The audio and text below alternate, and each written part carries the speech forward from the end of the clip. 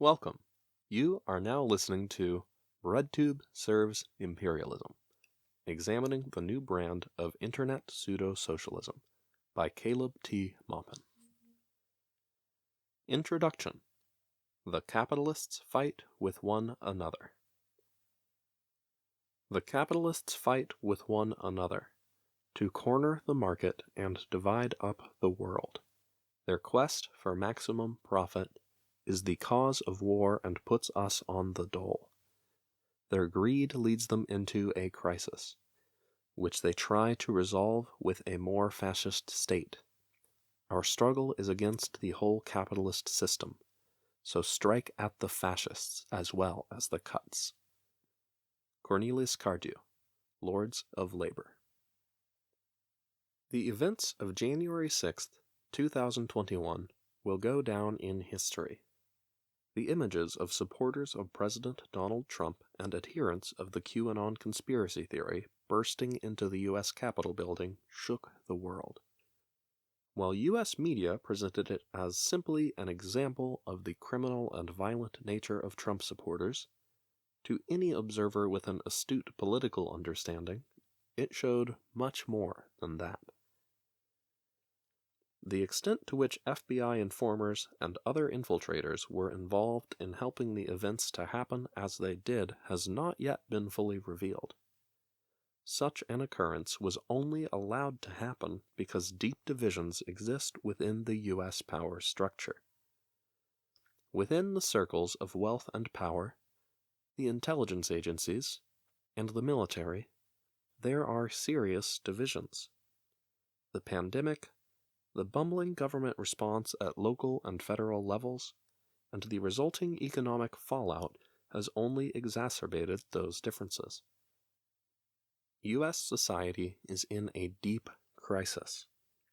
The crisis is rooted not in multiculturalism, a lack of patriotism, or a lack of virtue signaling and woke sentiments, but in the fundamental problems of capitalism. Capitalism, the system of production organized for profit, is reaching a breaking point. A prolonged crisis of overproduction, spawned by the computer revolution, has made the long-standing problem of workers' competition with machines and poverty resulting from abundance far more deadly. Workers are suffering. The economy is stagnating. Unrest is rising. And the influence of the United States around the world is in decline. Divisions in the ruling class.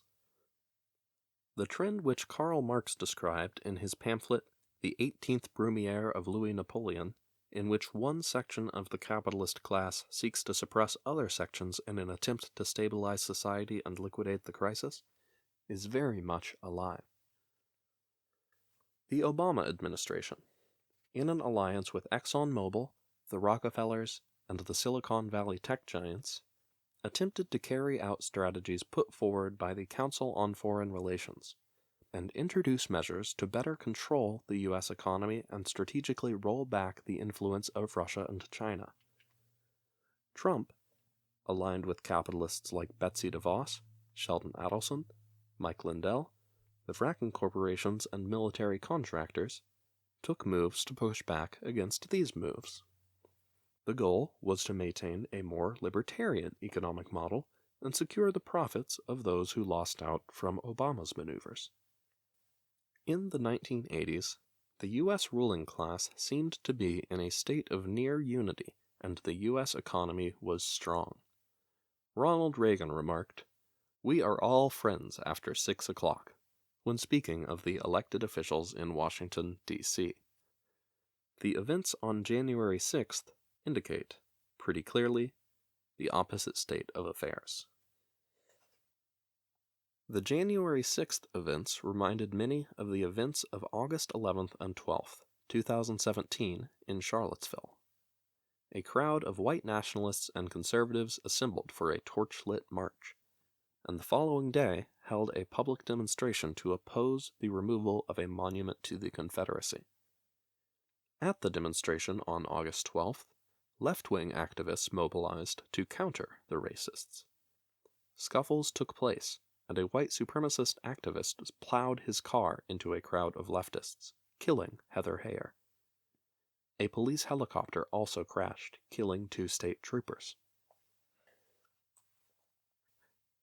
In other writings, such as my book, Kamala Harris and the Future of America, I have provided extensive analysis of the divisions within the U.S. ruling class. I focus on how these divisions have evolved over the course of the last decades and what the various factions want. This text will focus on another aspect of the conflict. The Marxist composer Cornelius Cardew penned these lyrics describing the process of capitalist decay. The capitalists fight with one another to corner the markets and divide up the world. Their quest for maximum profits is the cause of war and puts us on the dole. Their greed leads us into a crisis, which they try to resolve with a more fascist state. Our struggle is against the capitalist system, so strike at the fascists as well as the cuts. It has long been understood that as the capitalist crisis emerges, the various factions in the ruling class form political movements to serve them. These political movements target one section of the capitalist class on behalf of the other, while also mobilizing against revolutionary forces that seek to overthrow the capitalist system.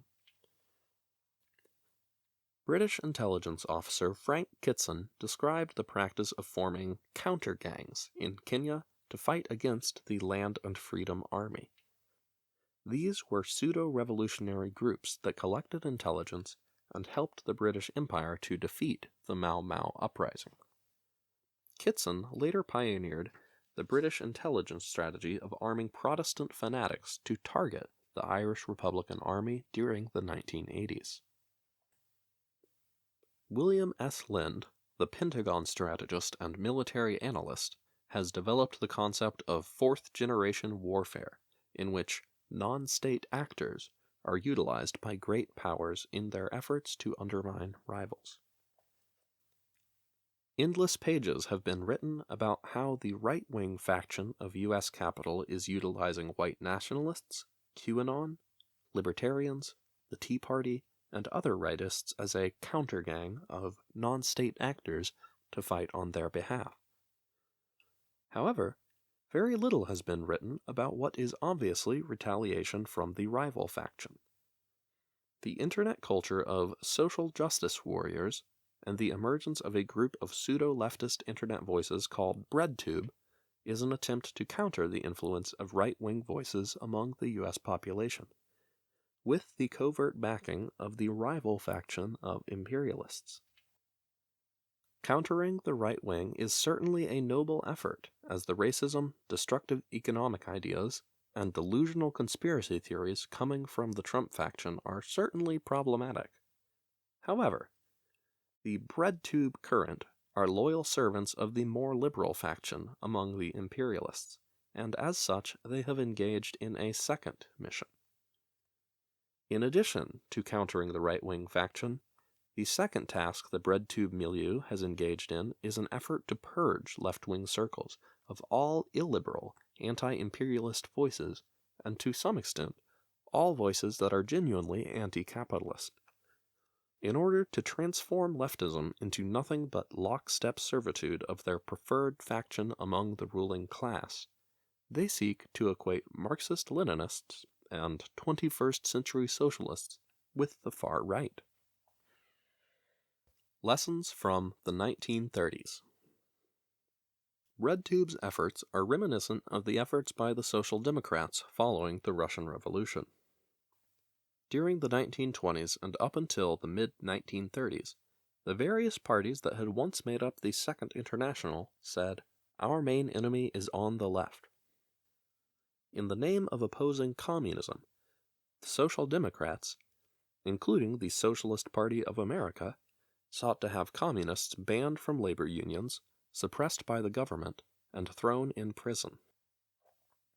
In Weimar Germany, the Social Democratic Party formed its own militia to suppress the German Communist Party. In events like the infamous Bloody May, Blut May, of 1929 in Berlin's Wedding district, police officers and others associated with the Social Democratic Party killed 33 communists while suppressing an uprising. In response, communists across the world accused Social Democrats of being social fascists. British communist theoretician R. Palm Dutt composed an important book entitled Fascism and Social Revolution, arguing that Social Democrats ultimately served the same purpose as Italian fascisti, brutally suppressing communists and stabilizing capitalism. In 1935, the Soviet Union faced the threat of Nazi invasion, and global politics had significantly shifted as a result of Hitler's seizure of power. The communists of the world reoriented to building a people's front. They aligned with Social Democrats. In the lead-up to the Second World War, Social Democrats dropped much of their anti-communist fanaticism and embraced communists as anti-fascist allies. The various People's Front alliances, including the Roosevelt Coalition in the United States, won many great victories for working people and set the stage for the defeat of fascism. Many observers have noted the historical irony of communists and Social Democrats, who literally killed each other in Germany, France, Britain, and elsewhere, joining arm in arm shortly afterward. However, circumstances had changed. The realignment resulted in a convergence of interests. The Social Democrats faced the threat of extermination from fascists who were aligned with industrial capitalists and militarists. Communists also faced extermination from fascists, and the Soviet Union realized a Nazi invasion was inevitable. This common interest in defeating fascism brought the two trends together during the Popular Front era and the Second World War. More dangerous than social democracy. While many lessons can be learned from this period, it must be noted that much of BreadTube's ideology is fundamentally more dangerous to those who seek to overturn capitalism than social democracy was during the 1920s and early 1930s. While the Social Democrats of the 1920s and 30s opposed the Soviet Union and the Communist parties, they accepted the overall Marxist analysis of capitalism. Social Democrats worked in labor unions and sought to increase the living standards of working people. Social Democrats believed history was moving forward and that technological progress was a good thing. Social Democrats sought, through gradual reform, to eventually establish a society where the means of production operated according to a rational central plan. The prevailing voices on BreadTube do not share these goals with Marxists. The prevailing BreadTube view is that the living standards of working people in the United States and throughout the world are too high, and that consumption must be reduced. BreadTube voices generally argue that advocating for living standards to increase, or analyzing society in terms of wage workers and capitalists, is an ideological crime known as class reductionism. BreadTube voices generally believe technological progress is an affront to Mother Nature, and that societies around the world that are kept in a state of deindustrialization and underdevelopment are more pure and beautiful, close to some kind of spiritual ideal. BreadTubers generally reject the need for a centrally planned economy, but instead favor gradually transitioning to a profit-centered economy, where workers receive a share of the profits rather than a set hourly wage. While social democracy in the 1920s and even today generally represents a watered-down, pro-imperialist interpretation of Marxism, what BreadTubers believe in is fundamentally antithetical to Marxism. Marxism seeks to advance historical progress and create a society of vast abundance in which all inequality and the need for a state itself can fade away. Contrarily, BreadTube seeks to roll back the wheels of history, reduce the human population, end growth, and restore humans to some kind of primitive state of existence deemed to be moral and sustainable. While social democracy in the 1920s tended to oppose illegal activities and militant labor activism, BreadTube has taken the opposite extreme. BreadTubers tend to favor an escalation of street violence against the right wing at a time when these forces are much better armed and have a much better organized base among the population. If the eventual escalation that BreadTubers seem committed to inciting were to occur, the result would most likely be a huge crackdown on all political activism by the state, if not an outright victory for the right wing. Furthermore, BreadTube often seems to almost incite lawless violence and hooliganism against Marxist-Leninists, 21st century socialists, and anti-imperialists at the same time that they call for mob violence against the right wing.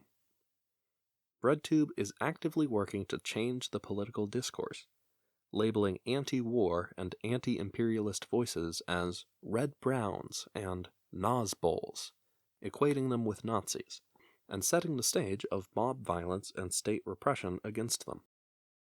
It may have been incorrect to label the Social Democrats of the 1920s social fascists, despite the fact that they advocated and engaged in violent repression against revolutionary forces. However, a much more explicitly fascist streak can be found in the BreadTube milieu. BreadTube's opposition to historical progress and growth evokes fascist Julius Evola's references to the demonic nature of the economy, and carries with it the genocidal legacy of eugenics and Malthusianism. BreadTube's fetishization of street violence and action over ideology, pushing left-minded youth toward a premature violent confrontation, also parallels Mussolini's political trajectory as described in his autobiography. BreadTube's implied calls for violence and political repression of anti-imperialist voices certainly brings forth memories of the Nazi stormtroopers. Whether or not BreadTube ideology constitutes a modern variant of fascism is not the focus of this book. BreadTube, after all, is merely an internet community engaging in propaganda work. The ties of BreadTube to the Antifa street fighters are most likely extensive but cannot be confirmed. So far, the actual violence against rival leftist voices has been rare, though cyberbullying, intense harassment, and intimidation has not. The purpose of this book is to debunk and expose the dangerous pseudo-leftism which BreadTube espouses. Genuine leftism and Marxism is the only way out of the crisis. The primitivist, worker co-op, non-authoritarian society BreadTubers advocate is not really achievable or desirable. The distorted and confused worldview BreadTubers promote ultimately serves the ultra-rich and globalist-oriented factions of the capitalist class. While it has very little to do with Marxism, it is highly reminiscent of the occultist worldview of Marilyn Ferguson, a spiritual guru who was highly influential among American intelligence operatives. She served as spiritual advisor to Al Gore. This book will show that the BreadTube perspective is a mishmash of old, deviant, pessimistic trends among the middle class utilized to combat the socialist movement.